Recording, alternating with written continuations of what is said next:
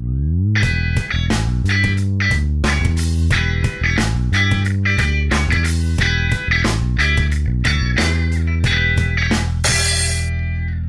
primeiro lugar, então, quero te parabenizar para a sua participação no nosso curso e vamos, este semestre, fazer o curso de História das Relações Internacionais número 1. E antes de mais nada, eu vou me apresentar. Em primeiro lugar, então, meu nome é Peter Diamant, como vocês podem ler aqui. Vocês podem comunicar comigo no e-mail que está ali. Bom, então, hoje vamos falar muito de coisas técnicas e burocráticas, particularmente o que é este curso, o que é esperado de vocês, o que vocês podem esperar de mim, quais são os requisitos, como vamos fazer, o que vamos fazer e tudo mais. E isto provavelmente vai pegar um bom pedaço de nosso tempo, sim? Com um pouco de boa vontade, após o intervalo, podemos também já falar de coisas mais de conteúdo e posso te introduzir alguns conceitos gerais que vamos usar ao decorrer do nosso curso. Mas antes de entrar nisto, então, deixe-me me introduzir a vocês sobre mim mesmo. Em primeiro lugar, eu falo com certo sotaque holandês, e isto não é por acaso. Quer dizer que mesmo que eu já moro vários anos aqui no Brasil, pode bem acontecer que eu me expresso de maneira que vocês não entendem bem. Então, fica à vontade a qualquer momento de interromper para pedir esclarecimentos. Sim? Eu quero também dizer que nosso curso é um curso bem expositivo. E quer dizer que eu vou falar muito e vocês vão falar pouco, o que é extremamente cansativo para mim, mas eu posso te garantir ainda mais cansativo para vocês.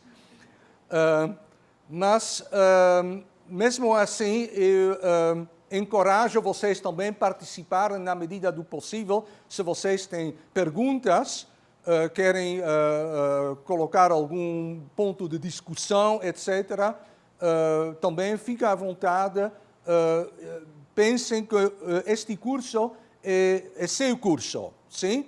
Ok, afinal de toda a trajetória e a sua prova, etc., eu vou lançar a nota de vocês, mas mesmo assim o curso pertence a você, sim? E quer dizer que o produto, este curso, o aprendizado, é algo que vocês precisam aproveitar ao máximo. Sim? E para fazer isto, então, participem também quanto que vocês querem. Se for demais e assim, a continuidade das explicações não permite, então eu já vou frear isto. Mas, a princípio, eu acho que é muito bom se nós podemos ter uma aula interativa, de certa forma. Mesmo que seja expositiva, então também um pouco interativa.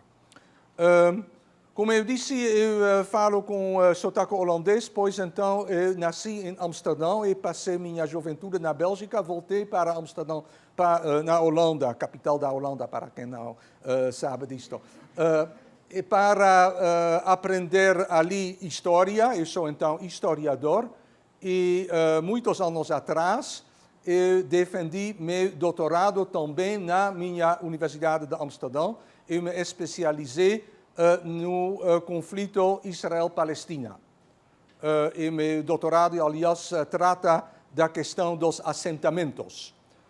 Provavelmente hoje a esmagadora maioria de vocês são pró-palestinos e anti-israelenses, mas na época, quando eu fui aluno, a situação foi oposta, e particularmente na Europa e mais ainda na Holanda, quase todos foram extremamente pró-israelenses, e quando eu chamei meu doutorado uma análise da política de assentamentos israelenses nos territórios ocupados, quase não recebi meu diploma, pois territórios ocupados não são territórios liberados. Sim? Então houve toda uma discussão e após muitos altos e baixos, eu estou aqui ainda um pouco tentando de ser um dos especialistas sobre o conflito Israel-Palestina agora aqui no Brasil. E entre entre mentes, eu já sou considerado como extremamente pró-israelense, pois o mundo mudou, mas eu ainda estou mais ou menos na mesma posição como algumas décadas atrás. Na realidade, depois do meu doutorado, eu fui morar em Jerusalém e trabalhei ali durante os anos 90 na Universidade Hebraica de Jerusalém, num instituto dedicado a estudos de paz e a diálogo entre Israel e negociações entre Israel e os palestinos. Participei também numa ONG dedicada a isto e isto foi toda uma experiência muito interessante, mas eventualmente eu mudei para São Paulo e entrei na USP também já mais de 10 anos atrás, antes como professor visitante, e depois foi efetivado. Então, oficialmente, eu pertenço ao Departamento da História, mas a História me empresta a vocês no IRI, e hoje eu faço a maioria do meu ensino no âmbito do IRI.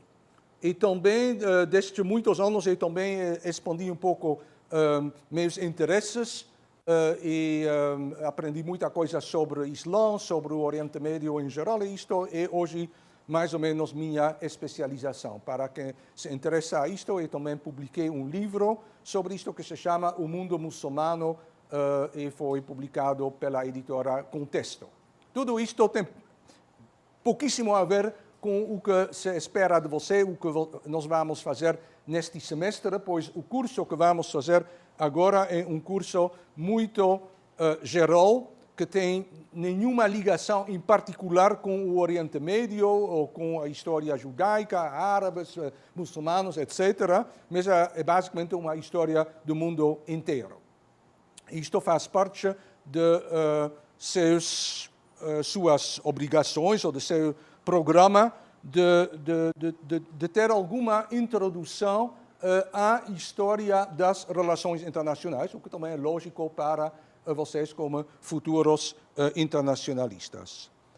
Então, agora eu acho que vocês sabem suficientemente sobre mim para começar a ir um pouco mais em detalhes sobre nosso curso. Este curso, então, é algo que nós desenvolvemos quando começou, na época ainda não foi o Instituto de Relações Internacionais, mas simplesmente Bacharelado de Relações Internacionais. E nós desenvolvemos um curso panorâmico sobre a história das relações internacionais. Este curso começou basicamente com os neandertalenses, 500 mil anos atrás, e vai até o fim da globalização no século XXI tardio. E então vocês podem entender que isto é algo extremamente ambicioso. Alguns anos atrás o curso foi redefinido, na minha opinião piorou ainda, pois agora vocês têm 2 semestres de História das Relações Internacionais, e no primeiro semestre, é o semestre que vocês precisam aguentar a minha presença, precisamos ir do começo até a Primeira Guerra Mundial, em 15 reuniões. E no próximo semestre, um de meus colegas vai te introduzir a história das relações internacionais do século passado, que também é muitíssimo. É por isto que elas transformaram um pouco e hoje, então, tem mais ênfase no século XX. Mas para nós, então, história das relações internacionais 1, isto quer dizer muito trabalho, muita informação, pouquíssimo tempo, e necessariamente uma certa superficialidade da qual eu me preciso desculpar de antemão. Sim? Mas sempre também tem muitos alunos que se queixam. O curso é superficial.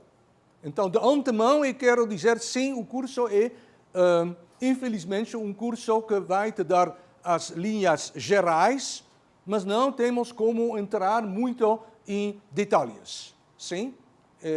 Por exemplo, nós temos uma aula sobre o século XVI. Você pode entender que sobre o século XVI, quando o mundo moderno se originou, se desenvolveu, os traços do sistema internacional e várias outras características importantíssimas da nossa vida de hoje têm sua origem neste século XVI. Obviamente, você poderia ter um curso inteiro só sobre o século XVI, se quiser, mas nós precisamos, em só algumas horinhas, de dar o mínimo. Quando nós falamos sobre o imperialismo no século XIX, tardio e começo do século XX, também sobre isto tem bibliotecas inteiras. Mas eu só posso te dar em alguns slides e alguns minutos o essencial, o que eu espero que seja o essencial disto. Então, vocês estão comigo para esta primeira parte que vai até o começo da Primeira Guerra Mundial. Primeira Guerra Mundial, como todos vocês sabem, obviamente foi 1914 até 18. Antes de te dar a ideia de o que vamos fazer, eu quero já de antemão te dar um pouco de conteúdo, e isto é para explicar que o sistema internacional que nós temos hoje, e que vocês vão, assim, em alguns anos, entrar nele, este sistema é algo que muitos de nós internacionalistas apresentamos como algo eterno. Sim, particularmente na chamada teoria realista que vocês vão ter com meus colegas. Isto é considerado como, bom, desta maneira o mundo se organiza e com um sistema de estados, nós temos hoje 200 estados e eles estão basicamente todos inimigos uns dos outros, mas talvez eles também, às vezes eles podem também cooperar um pouco, mas essencialmente é uma luta de vida e morte para a sobrevivência. Isto é o sistema dos estados. Sim?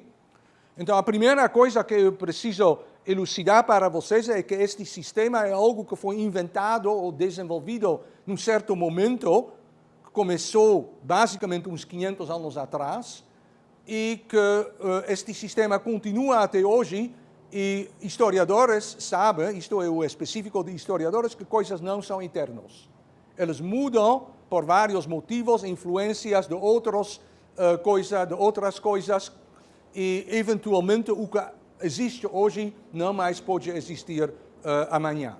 Deste jeito, então, o sistema dos estados, que obviamente, naturalmente, inevitavelmente, vai se tornar um centro da nossa atenção, nosso curso, este sistema começou num certo momento e também vai desaparecer num certo momento. O que vai se estabelecer no lugar dele e quando e como ninguém sabe, mas a ideia que o sistema que nós temos hoje é algo imutável é uma ilusão. Hoje nós temos, o mundo inteiro está dividido em estados. Sim? O mundo inteiro quer dizer que você quase não encontra nenhum lugar no mundo que não pertence a um estado. Vocês podem pensar em lugares que não pertencem a estado? A região de Jerusalém, uma região de Jerusalém considerada uma... É uma situação contestada, mas ninguém diz que não pertence a ninguém. Israel diz pertence a mim, os palestinos dizem não, pertence a mim. O Vaticano diz não, deve ser internacionalizado, então pertence à ONU, basicamente. Mas não tem uma situação que não tem nenhuma reivindicação, que não pertence a nenhum Estado. Sim. Algumas regiões da Somália. Mesma coisa, são regiões contestadas, mas onde tem reivindicações de grupos. Sim. A zona neutra entre Iraque e a Arábia Saudita? Sim, isto pode até ser, sim. Antártica, isto é um lugar onde também, aliás, se você olha o mapa da Antártica, também é um bolo onde também vários países têm também zonas que elas reivindicam.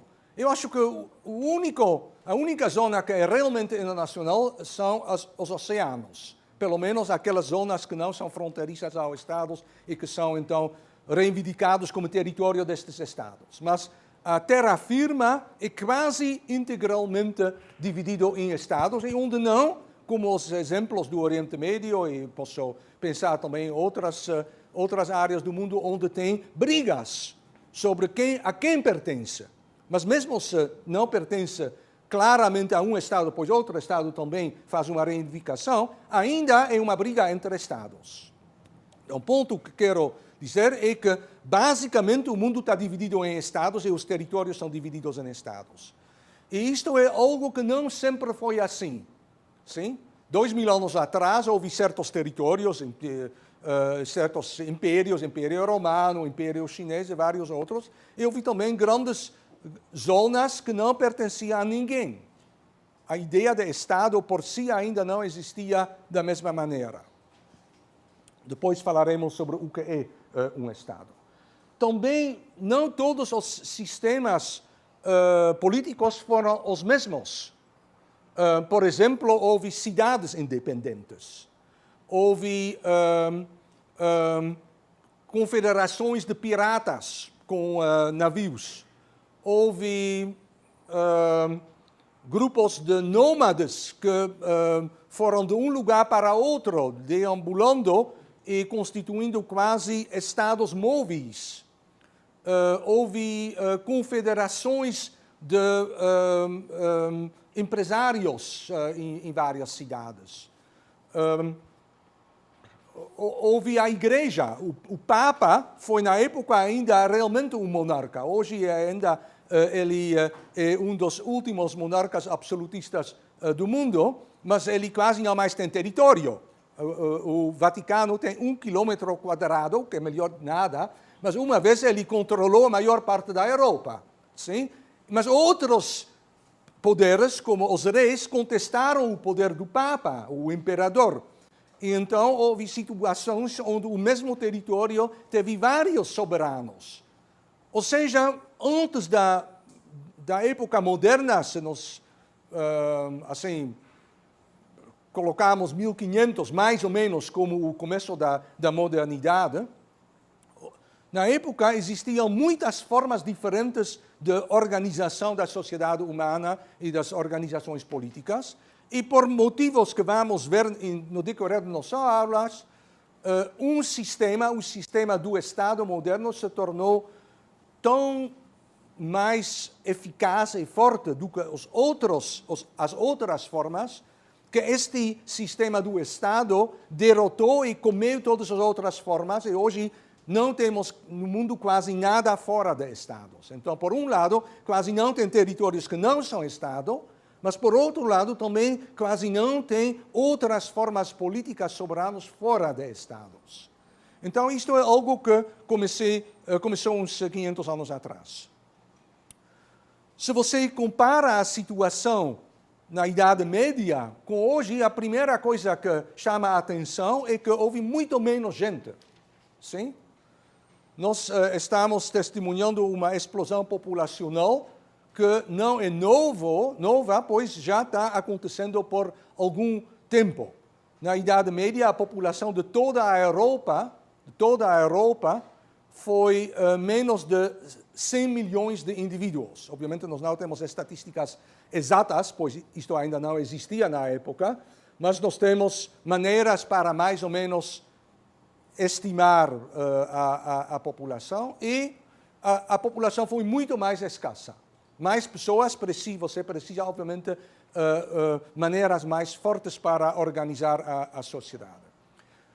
Outra coisa importantíssima, em comparação, é que as tecnologias, as comunicações, etc., foram muito mais primitivas. Vocês sabem disto, obviamente, vocês já aprenderam isto no colégio, cursinho, etc., mas para só te dar uma medida assim, aleatória, se você hoje vai para a China, você pega um avião e você chega à China o próximo dia, sim?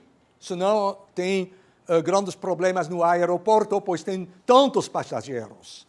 Quando Marco Polo, em 1200, fez a viagem da Veneza para a China, esta viagem pegou 18 anos. Sim? E ainda foi algo tão bem sucedido que ele escreveu um livro sobre isto, é por isto que nós sabemos disto. Sim? Se você não pode te comunicar tão rapidamente, se informações, soldados, produtos comerciais, etc., não pode viajar tão rapidamente como hoje, também isto tem consequências sobre como se organiza a sociedade. E então, hoje nós temos também um sistema de interação de Estados extremamente intensivo, não sempre muito bem sucedido e não sempre pacífico, mas muito intensivo, tanto em termos diplomáticos, militares, econômicos, culturais, etc. Mas exatamente, só alguns séculos atrás, estas interações foram muito menores do que hoje.